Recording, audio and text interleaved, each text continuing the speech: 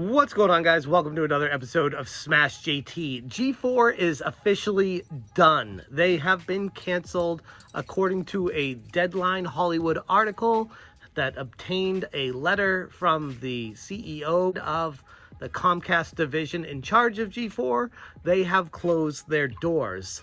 And now I know a lot of people are going to point to this one moment with Frosk on G4. And we enjoy the fact that people are working hard to make free content for you. If you don't like it, don't watch it. Peace. But I got to tell you guys, it is way worse than just that. JT. Telling your audience if they don't like what you're saying to not watch you and then say something very controversial where most people aren't going to like it is not a good mix for future viewership. But I would argue that G4 was dying a long time before that monologue took place with Frosk. And I know a lot of people are going to blame it on that one thing that she said. But in reality, what actually transpired is she probably realized that the writing was on the wall. Adam Sessler probably realized it. Everybody sitting in that room realized it.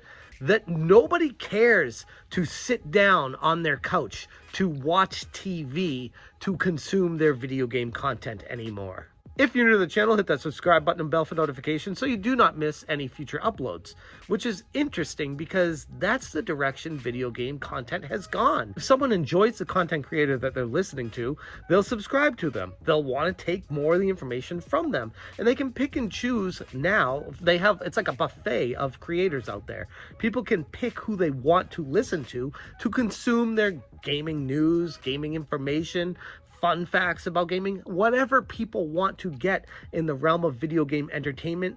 YouTube and Twitch, to a lesser degree, have completely taken over that aspect of it. Days of sitting on your couch to consume your video game content are done.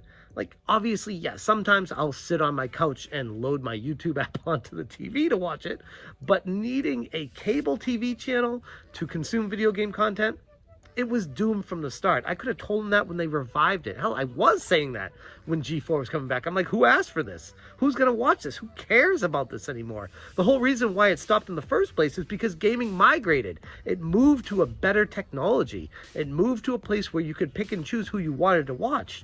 It's not really like that for everything else on TV, because that's more, I'm sure it's controversial to say for some people, but that's more for boomers.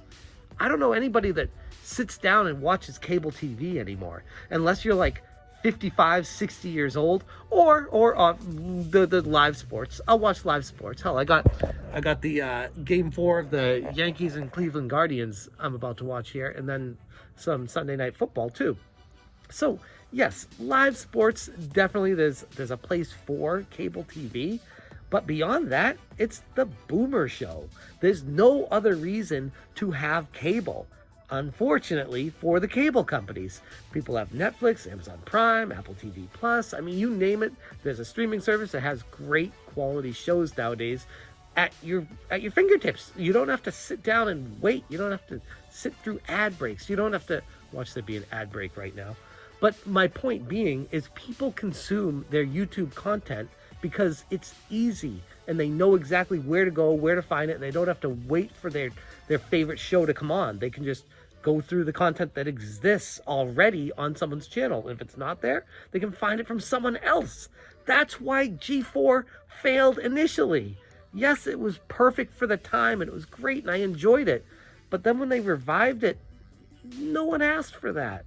And that's a harsh pill to swallow if you're working at the company. I'm sorry. Like, there was no place for it. I was wishing them the best until I saw that monologue from Frost. And I was like, screw these guys. I don't really care anymore. And then I watched Sessler on Twitter. And I'm just like, nope, that ain't it, bro. But point being, people can watch what they want to watch nowadays. They don't need G4. And that's why it failed. Frosk was a polarizing figure that I would argue probably helped their brand up until she said, if you don't like it, don't watch. Because let's think of the alternative. If you have a mundane, boring person just sitting there chatting about video games on TV, there's literally no reason to go turn it on and watch it, or record it and watch it later. If you have someone who's saying some polarizing, dramatic takes that are just everyone needs to see what they say next so that they can talk about it on their YouTube channels. There's a reason for it to exist. And I think in that light, G4 was trying to carve out a new area of gaming where they were the source for content creators to get hot sound bites from, to talk about their content, and that would be a reason to draw people in. But thankfully, that didn't work out.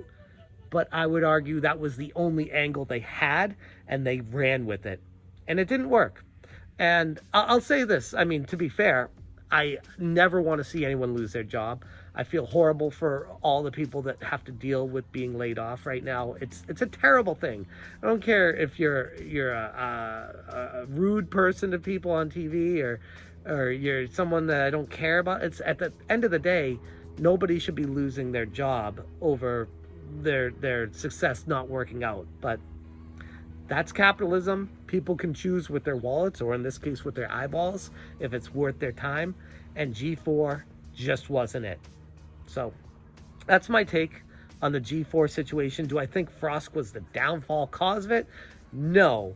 She contributed to it, but ultimately there was just no need for it. And I think she was the source of trying to spark a reason for watching it, and that didn't work either. And that's my honest feelings about all of it. Be interested to hear what you guys think about this. Let me know down below in the comments. Thank you so much for watching. And as always, you stay smashing. Get him, Dexter, get it. Go.